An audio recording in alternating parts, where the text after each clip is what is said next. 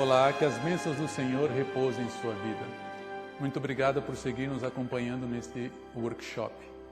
Como você pôde perceber, são temas curtos que servem para estimular a tua curiosidade, estimular o teu desejo em se aprofundar nesses temas, em abrir os seus olhos para determinadas situações da vida. Como nós vimos no último tema, que fala sobre relativizar a religião, como as pessoas estão tratando não de serem transformadas na igreja, mas de transformarem a Deus. Deus deixou estabelecido determinados princípios, a maneira em que Ele deve ser adorado, a maneira em que a vontade dEle deve se cumprir em nossa vida. No entanto, o que nós percebemos é que as pessoas querem mudar tudo isso. Pseudo-cristãos, que estão querendo flexibilizar aquilo que é absoluto e não percebem o perigo de tudo isso. Por isso, nós devemos relembrar o que diz a palavra de Deus. Muitos irão abandonar a fé. Muitos irão atrás de enganadores. No estudo de hoje, nós vamos falar um pouco mais sobre a banalização sexual, que tem afetado muito a nossa sociedade. Todos os alarmes têm sido acionados. E, no entanto, o processo continua a subir em torno da banalização do sexo. Existe uma hipersexualização de meninos, meninas, e isto é uma característica da sociedade atual. Esta liberação sexual que afeta o século XXI é única na história da humanidade.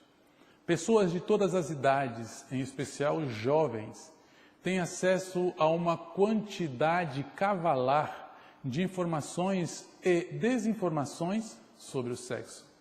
Como reflexo desta realidade, percebe-se tendências como a gradativa redução da idade para a iniciação sexual e a descoberta do que é o prazer sexual pode ser desvinculada de qualquer compromisso afetivo. Os jovens estão se expondo e sendo expostos ao sexo cada vez mais cedo. Mas, o que tem a ver a Bíblia com o sexo? Claro que sim, tem tudo a ver. As orientações da Bíblia são claras, positivas e seguras no que tange a este tema. O mandamento "não adulterarás" vai além do adultério ou fornicação. Se aplica à pureza sexual. Deus, Ele deu o sexo ao homem com um propósito. Em seu infinito amor, em sua infinita sabedoria, Deus criou a humanidade com base naquilo que é absoluto, formando família, lares amorosos e com propósito. Contudo, o objetivo de Satanás é perverter o que é bom. Deturpar o que é bom leva ao mal, mudando, inclusive, aquilo que Deus deixou estabelecido para o bem da humanidade. Sob a influência da paixão desenfreada, pelo relativismo dos princípios morais, religiosos e éticos, o ato sexual ele foi banalizado, de forma profunda e perturbadora. Leviandade, abusos, escravidão e outros malefícios brutais. O pêndulo com o comportamento sexual no Ocidente cristão tem ido de um extremo ao outro, do extremo da restrição, ultrapassando os limites das fronteiras da falta de compromisso, da falta de limites.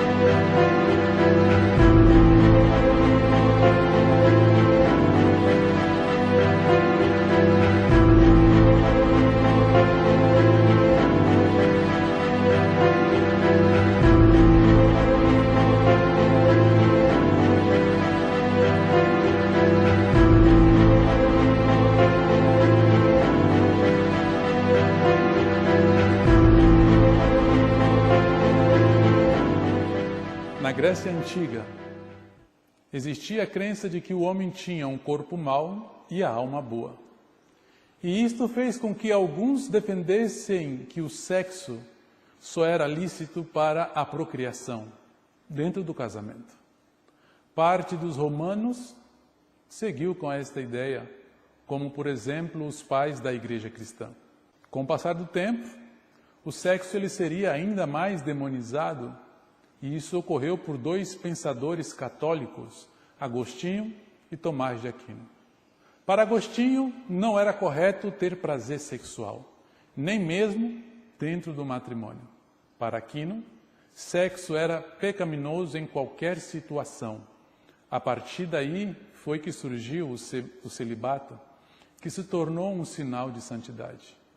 Vieram mudanças radicais nos anos que se seguiram, começando com a aceitação da teoria evolucionista, que rebaixou o ser humano ao status de animal. Afastou Deus e suas leis da jogada e colocou no lugar a ética da sobrevivência. Com isso, no final do século XVII, veio a crítica contra o conceito de Agostinho e de Aquino. E no século XVIII, a Revolução Francesa ajudou a oficializar o divórcio e incentivava o sexo livre, o sexo sem compromisso. Pronto, o caminho estava aberto para a revolução sexual. E com a ajuda de outras coisas que foram surgindo, como por exemplo, a pílula anticoncepcional, a penicilina, e depois a camisinha, a pílula do dia seguinte, alguns empecilhos para o sexo livre, para o sexo sem compromisso, foram removidos, pois as temidas consequências desse sexo casual, infecção e concepção, estavam sob controle. Se antes o amor não tinha sexo, hoje o sexo não tem amor. E hoje o sexo que era para ser bênção para o homem, se torna em maldição por sua deturpação, por sua adulteração. A banalização do sexo trouxe em seu bojo diversos males.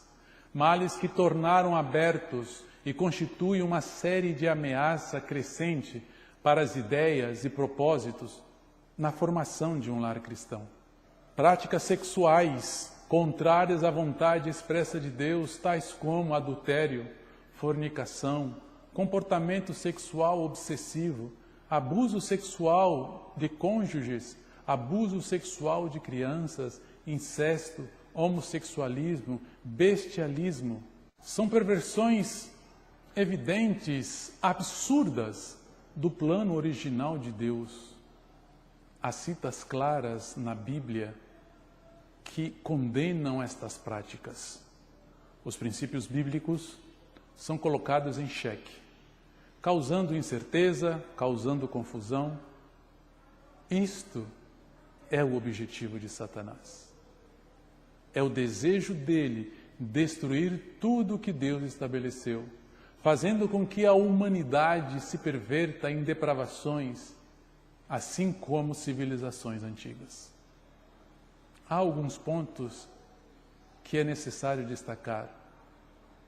A idade é documento, sim. Como eu disse, existe uma precocidade com relação ao ato sexual. E esta precocidade tem preocupado. É um comportamento que tem crescido nesses últimos anos. Há atualmente uma tolerância maior para o sexo entre adolescentes, inclusive com a permissão dos próprios pais. Eles podem usar camisinhas, podem utilizar anticoncepcionais para se protegerem, mas os preservativos, os anticoncepcionais, não defendem o cérebro, não defendem o lóbulo frontal, que está completamente formado apenas aos 25 anos de idade. Ou seja, na adolescência e ainda em parte da juventude, não há base suficiente para analisar profundamente decisões importantes e quais serão as suas consequências. Ou seja, nem a mente, nem o corpo dos adolescentes, dos jovens, estão preparados para uma vida sexual ativa. As adolescentes estão mais vulneráveis a DSTs do que mulheres acima dos 25 anos. Esta hipersexualização de crianças e adolescentes tem causado uma enxurrada de enfermidades físicas, mentais e emocionais. Ocorre o aumento da promiscuidade, onde homens fingem amar para terem sexo, e mulheres permitindo-se ao sexo para ter amor. Resultado: falta de compromisso em relações superficiais. A autora Ellen White escreve: as afeições juvenis devem ser refreadas até chegar o período em que a idade suficiente e a experiência tornarão honrosa estas manifestações. Deus estabeleceu um momento para que essas manifestações elas possam vir à tona. É por isso que casar faz bem. O casamento, conforme estabelecido por Deus, serve de bênção para o homem e para a mulher. Algumas pesquisas apontam que parceiros casados apresentam maiores índices de satisfação sexual e emocional. Fora do âmbito matrimonial, o sexo serve apenas de diversão, passatempo, perversão e traz diversos prejuízos. A pessoa que faz sexo com vários ou várias desenvolve a dificuldade de manter algum tipo de relação afetiva íntima. Possuem a muitos ou muitas, mas não tem ninguém. O sexo, quando praticado dentro do matrimônio, serve de proteção, serve de salvaguarda. Aquele que deu Eva a Adão por companheira, operou seu primeiro milagre numa festa de casamento. Sancionou o matrimônio, reconhecendo-o como instituição por ele mesmo estabelecida. Ordenou que homens e mulheres se unissem em santo matrimônio. Como cristãos, devemos assumir a posição bíblica e defendê-la. Mas por que assumir este comportamento? Ter sexo apenas dentro do contexto matrimonial, entre um homem e uma mulher. Hoje em dia isto soa até engraçado para algumas pessoas, é algo jocoso. Para outros é até mesmo absurdo defender uma ideia como esta. Isso porque eles têm uma ideia equivocada sobre a Bíblia. Porque quando eles dizem que a Bíblia fala de sexualidade, eles estão dizendo que a Bíblia está reprimindo a pessoa. E diz que isto é um fundamentalismo religioso. Porque para o desenvolvimento do jovem, é bom que ele tenha relações sexuais. Visão equivocada sobre este princípio, visão equivocada sobre a Bíblia. Já que a Bíblia apresenta algo que é equilibrado, algo que é apropriado. A Bíblia ensina que a pessoa deve ter consciência de seus impulsos, de seus desejos e deve administrá-los em respeito aos valores éticos, valores morais e bíblicos. Isto se chama supressão. Em outras palavras, isto se chama domínio próprio. Isso é o oposto de repressão. Porque, na verdade, não ter consciência de seus desejos e não dar uma chance para eles, ceder a eles, isso se chama, na verdade, falta de limites. A Bíblia diz que devemos ter domínio próprio, que devemos ser equilibrados.